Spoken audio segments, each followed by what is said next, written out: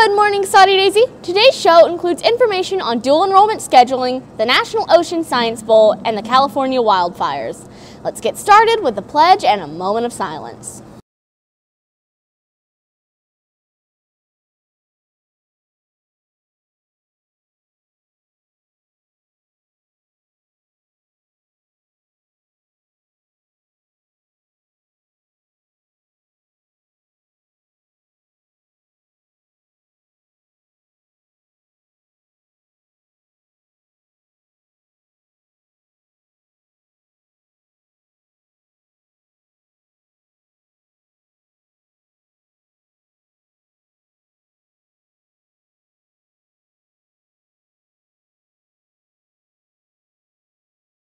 Juniors taking dual enrollment classes in the spring semester will be meeting today in the Media Center, with last names A through L meeting first block, M through Z meeting second block, and anyone who missed those times during third. There is a Young Women of Distinction presentation for junior girls Friday at 10 o'clock. The Environmental Club will be meeting during third block on Friday. All members should attend. Today marks 1 week since the Camp and Woolsey fires began burning. In Southern California, some people are finally allowed back into their neighborhoods. In Northern California, the Butte County Sheriff's Department will begin taking DNA samples today from people who are missing a family member. It's part of the task of locating the more than 100 people still unaccounted for. Omar Jimenez reports. Fire crews are making progress on the multiple wildfires burning up and down the state of California, but the death toll keeps rising. Specifically in the Camp Fire, more remains were found, and it is already the deadliest and most destructive fire this state has ever seen. As firefighters take control of the Woolsey and Camp Fires in California, many people remain missing. There are a lot of people that want some answers. They are depending on us to find their loved one. The National Guard is assisting in the search, sifting through debris and turning over rubble, looking for bodies. The grim task is taking its toll on crews. Everybody that's involved here has an emotional connection to this. A lot of the people that are from this community have directly been impacted by either losing their home or know somebody that lost their home. The majority of the missing are from Paradise, a Northern California town all but wiped from the face of the earth. We went all over town yesterday and we did not see any neighborhood that wasn't devastated. The mayor of Paradise says they were not prepared for the fire's speed. The winds were so strong, it was blowing embers 1 to 2 miles. The fire chief told me that. It was just blowing in 2 miles at a time. We had no time at all, maybe 5 minutes. Still, she is confident they will rise from the ashes. We're gonna come back, we're gonna rebuild, we're gonna make Paradise paradise again. Now, here in Calabasas in Southern California, they have been dealing with the Woolsey fire. That one continues to burn, but the good news there is that winds are expected to be weak today, and county officials say they hope to take advantage of that opportunity to prevent any further perimeter growth. But up to this point, it has already burned an area larger than the size of Denver. Reporting from Calabasas, California, I'm Omar Jimenez. Some good news to come from this tragedy. A couple in California opened their home to an elderly veteran who may have lost his in the wildfire. 93-year-old Lee Brundage escaped his home in Paradise when the Camp Fire closed in. He met Tracy Grant while she was handing out food to evacuees in nearby Oroville. Grant and her boyfriend hit it off with the World War II vet, and a couple of days later they took him in. Grant says Brundage doesn't know if his home in Paradise is still standing, but she says the vet is welcome to stay in her house as long as he would like. Acts of kindness and support are coming in from celebrities as well. Foo Fighters frontman Dave Grohl was out this week doing Dave Grohl things. He visited several area fire stations in the area to serve meals to firefighters and their families. He stopped at Fire Station 68 in Calabasas, California, where fire crews had been battling the Woolsey fire around Los Angeles.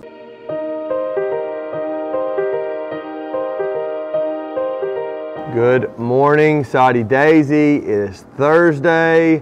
We are one day away from Friday, which I know everybody loves, and next week is the short week of just 2 days before Thanksgiving. So, which will lead us into Christmas, and y'all know where we go from there. But anyway, a few things on the docket today. Number one, basketball. Great job the other night. Boys did an outstanding job, got the win. I know we've got games against Boyd Buchanan at Boyd Buchanan tomorrow with girls and guys. Daisy Crazies.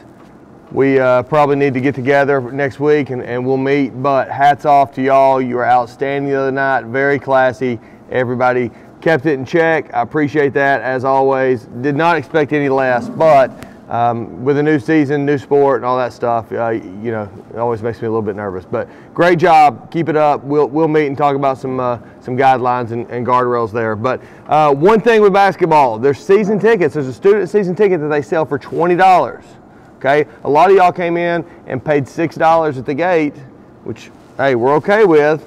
But if you're planning on going to more than 3 basketball games, which there are, you can get your money back and not have to worry about you know, keep paying $6. You've got your own little season pass that'll get you in every home game except the district tournament. So maybe something to look at. I know they're selling them in the concession stand, and we've got a home game next week, Tuesday, I believe, against Red Bank. So anyway,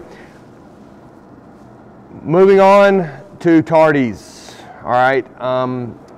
For whatever reason, not sure if it's the time change, not sure if it's the weather. I know that the weather's been bad, and sometimes even, you know, police officers get called away to, you know, an accident or something, they're not there. But we're getting a lot of traffic back up, and I know that we're getting a lot of tardies, and people are saying, well, I mean, the traffic's bad.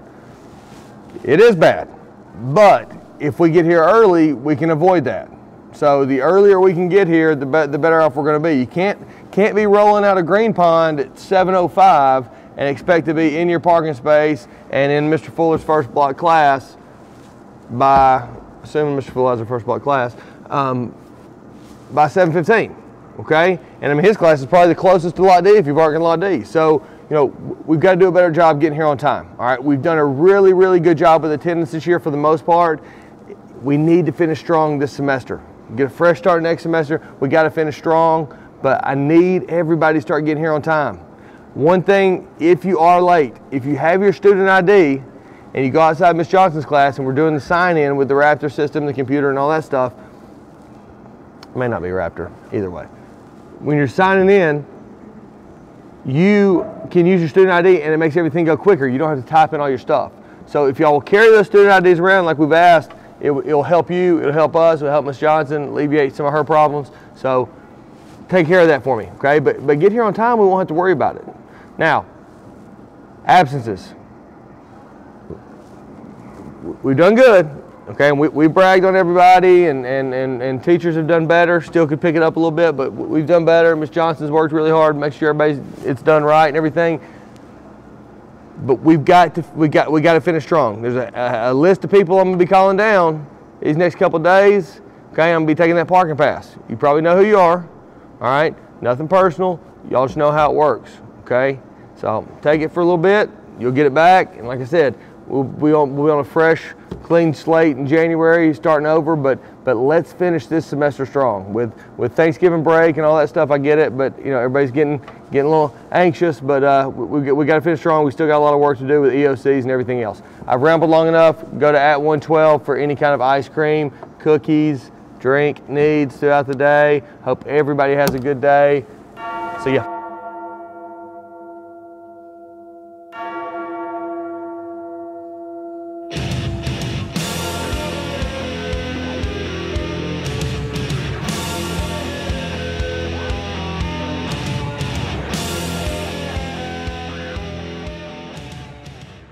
The Lady Trojans and the Minatory basketball teams take on Boyd this Friday night at Boyd Buchanan.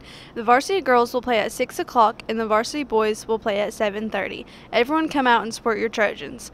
Bailey Corner signed with Tennessee Tech on Wednesday. Bailey is the first goalie from Saudi Daisy to sign with a D1 school in 17 years. If you see her in the hallway, congratulate her on furthering her career. Proud of you, Bailey. That's all for today, Saudi Daisy. Tune in tomorrow for more important announcements. Until then, have a good day and good news.